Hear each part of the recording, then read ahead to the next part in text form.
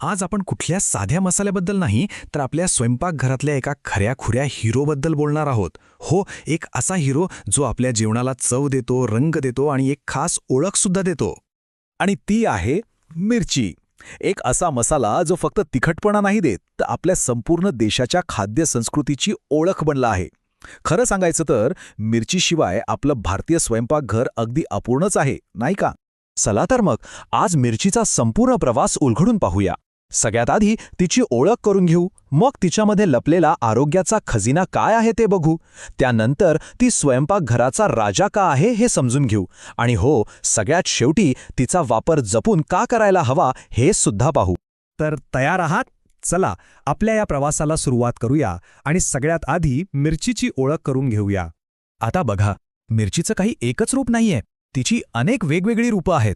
आपल्या रोजच्या जेवणातली हिरवी मिरची, मग तिखटपणा आणि रंगासाठी लाल सुकलेली मिरची, फक्त सुंदर रंगासाठी वापरली जाणारी काश्मीरी मिरची, एकदम झणझणीत चवीची भडंग किंवा ज्वालामुखी मिरची, आणि हो, भाजी म्हणून आपण खातो ती भोपळी मिरचीसुद्धा. प्रत्येक प्रकाराची चव आणि तिखटपणा अगदी वेगळा आणि एकदम खास असतो. बरं, चवीचं तर झालं, पण आता वळूया पुढच्या भागाकडे आणि पाहूया की हीच मिरची चवीसोबतच आरोग्याचा केवढा मोठा खजिना आहे. आता एक गंमत ऐका, तुम्हाला आश्चर्य वाटेल, पण हिरव्या मिरचीमध्ये व्हिटॅमिन सीचं प्रमाण लिंबापेक्षाही जास्त असतं. हो, हे अगदी खरं आहे. आपली रोजच्या वापरातली साधी मिरची पोषणाच्या बाबतीत चक्क लिंबालाही मागे टाकते. तर मग मिरचीला तिचा तो खास तिखटपणा कुठून मिळतो? तो येतो कॅप्साइसिन नावाच्या एका घटकामुळे.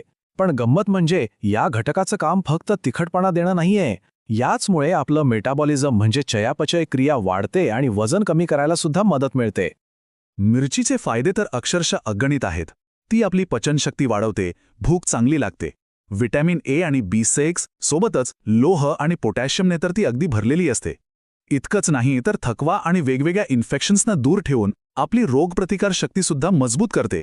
म्हणजे खऱ्या अर्थाने ही एक सुपर पॉवरच आहे, नाही का? आरोग्याचं तर आपण पाहिलं, पण आता पुढे जाऊन बघूया की मिरची फक्त आरोग्यापुरती मर्यादित का नाहीये आणि ती आपल्या स्वयंपाकघराचा राजा कशी आहे. जरा विचार करा. आपली भाजी असो, आमटी असो, चटणी, लोणचं किंवा अगदी भेळ आणि मिसळसारखे स्ट्रीट फूड, मिरचीशिवाय या पदार्थांची आपण कल्पना तरी करू शकतो का? ती चवीसाठी आणि रंगासाठी दोन्हीसाठी तितकीच आवश्यक आहे. आणि म्हणूनच तर ती स्वयंपाकघरावर राज्य करते. आणि हो, मिरचीचं महत्त्व फक्त स्वयंपाकघरापुरतं नाही आहे. आपल्या आयुर्वेदातही तिचा उपयोग वात कफ दोष कमी करण्यासाठी केला जातो. इतकंच काय, सांधेदुखी, स्नायूंचं दुखणं आणि रक्ताभिसरण सुधारण्यासाठी सुद्धा ती उपयुक्त मानली जाते. अनेक अभिमानाची गोष्ट म्हणजे मिरचीच्या उत्पादनात आपला भारत देश जगात सगळ्यात पुढे आहे. आंध्र प्रदेश, कर्नाटक आणि आपल्या महाराष्ट्रासारख्या राज्यांमध्ये तिची मोठ्या प्रमाणात शेती होते, ज्यामुळे तिचं आर्थिक महत्त्वही खूप मोठं आहे. आतापर्यंत आपण मिरचीचे सगळे चांगले गुण पाहिले, पण आता आपण शेवटच्या आणि सगळ्यात महत्त्वाच्या भागाकडे वळूया. मिरचीचा वापर जपून का करायला हवा? मग एक प्रश्न स्वाभाविकपणे मनात येतो की कोणत्याही चांगल्या गोष्टीचा अतिरेक वाईट असतो का? तर मिरचीच्या बाबतीत याचं उत्तर आहे हो.